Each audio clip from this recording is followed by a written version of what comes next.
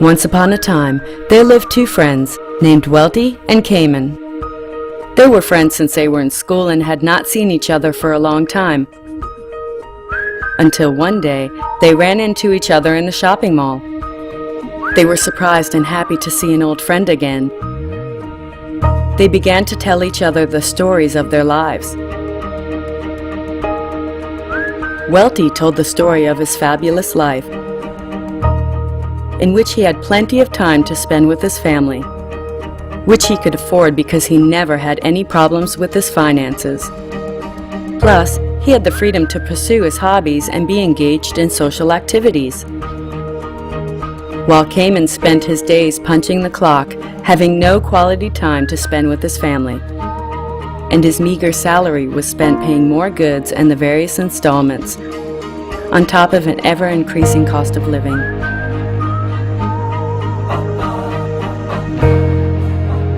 Seeing his friend's pitiful condition, Welty shared a lot of input with his friend. He also told him the story of a boatman who became successful without having to trade his time for money.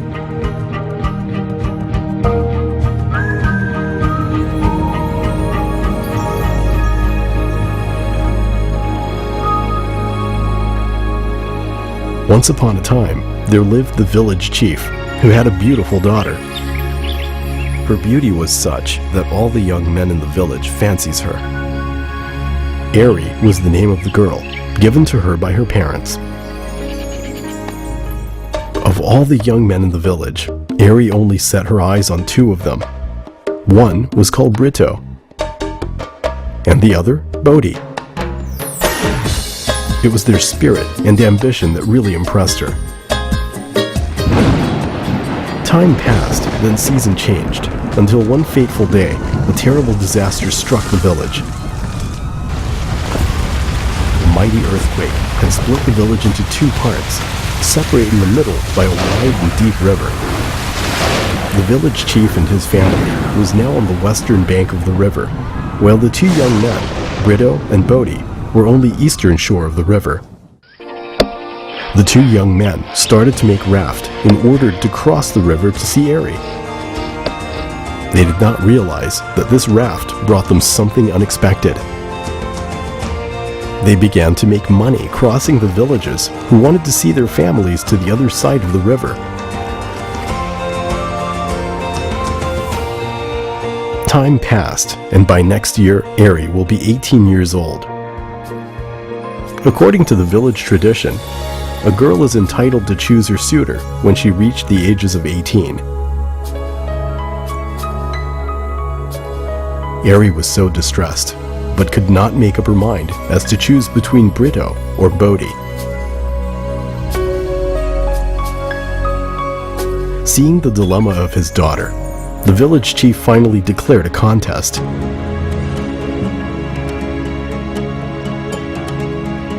Whoever managed to collect 1,000 taels of gold within 1 year will be entitled to marry his daughter. 1,000 taels of gold was not a small amount of money there. Brito and Bodhi was so dizzy to find the way to collect that amazing sound. They couldn't imagine the thousand of crossing they had to make for 1,000 taels of gold to materialize.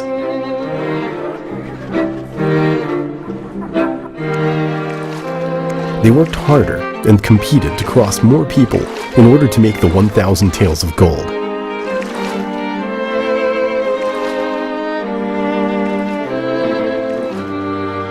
As days went by, they became smarter.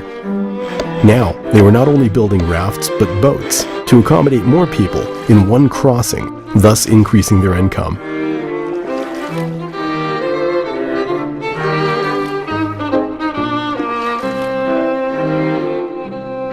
Brito realized that he could not work alone like this forever. After spending some time calculating, he decided that he could never come out with that sound tails of gold crossing people to the other side. After giving some thought to the matter, Brito decided that he would build a bridge, connecting the two halves of the village, and he would make money by doing that. Brito believed that by building the bridge, he was not only have the 1,000 taels of gold, but he would never have to row his boat again, forever. Brito set his heart to build the bridge that he had drawn, although he encountered strong opposition and ridiculed by the villagers, who told him that building the bridge was a crazy idea, a wasted time, and he would never make any money. While building the bridge, Brito still continued to cross people with his boat, because he realized that his bridge had not yet been completed and still to yield the single cent. By day, he was crossing people with his boat, and by night and in his spare time, he was building his dream bridge. While Bodhi's income had now increased by crossing more people, with his great energy, he could do more crossing in a day than Brito. His lifestyle began to change, and every day he wasted his money indulging himself.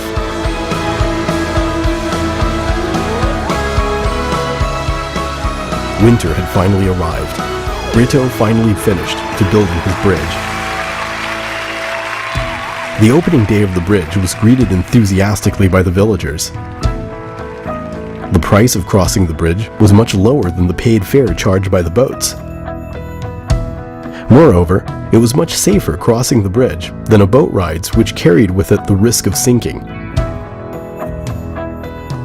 Brito Bridge functioned very well, and every day people paid to cross. Brito income began to pour in stably. He only needed to build the connecting pipe to let the money streaming into him. Naturally, this led him to be the first to collect the 1,000 taels of gold required by the village chief. Meanwhile, Bodhi's income dwindled every single day.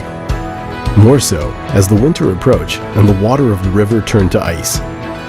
The villagers would much prefer to cross the bridge that Brito had built. There was no risk of sinking, and it wasn't slippery even when ice was present. Now, even Bodhi's strength began to fail. He pushed himself too far. Poor Bodhi, he traded all of his time for money, and now even he could not use his strong body for work. The expression on his face began to change. Now autumn had arrived, and Brito's dream finally came true. With confidence, Brito went to the house of the village chief to ask Ari's hand in marriage. Finally, Brito and Ari lived happily ever after, enjoy financial freedom, time freedom, and prosperity forever.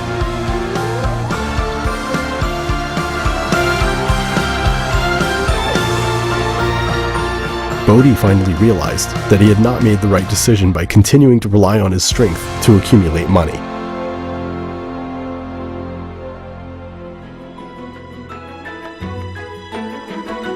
After listening intently to the story, Karmen was beginning to think that he too was doing the same thing that Bodhi did. All this time, he was trading his time for money. Arriving home, Karmen still pondered Welty's word. Before going to bed, he made the decision to follow Welty's advice, that is, to make a smart move like Brito did.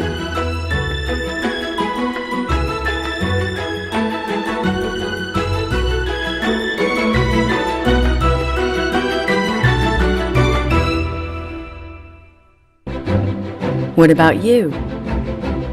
Which method do you prefer? If you are still unsure, try answering the following questions. Do you possess an income that flows continuously for 24 hours without you actually having to work for it? Are you relying on strength alone, or do you have a right system to produce money?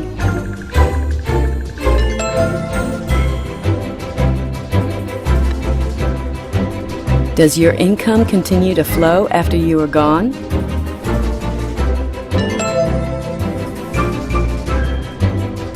Can you quit work anytime you choose without sacrificing your income?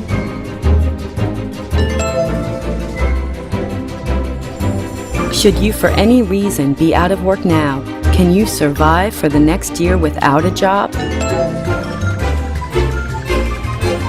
If you cannot say yes to all of these questions, then please contact or get the following DVD, Smart Idea by Freedom Faith Net Global, from the person lending you this DVD.